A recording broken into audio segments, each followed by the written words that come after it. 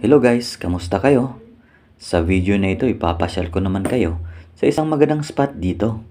Nandito lang din yan ulit sa Suying sa Kaohsiung, Taiwan. Nakuha ko tong video na ito guys during Chinese New Year.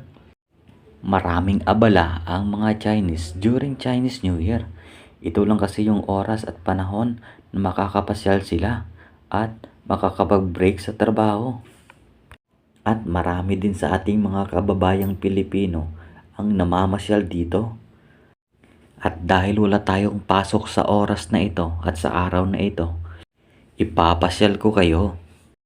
Nagpaabot kami ng gabi guys para masaksihan natin ang parada ng mga Chinese dito.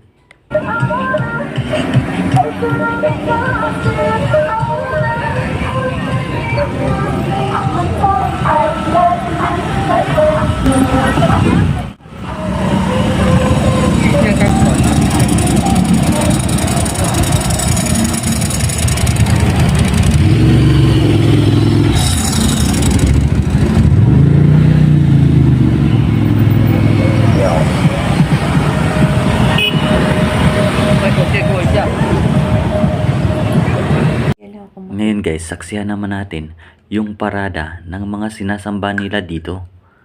Halos lahat ng mga reliyon nila ay nagparada dito. Ang mga sinasamba pala nila dito guys ay mga Buddha. May mga Katolik din dito na Taiwanese pero konti lang.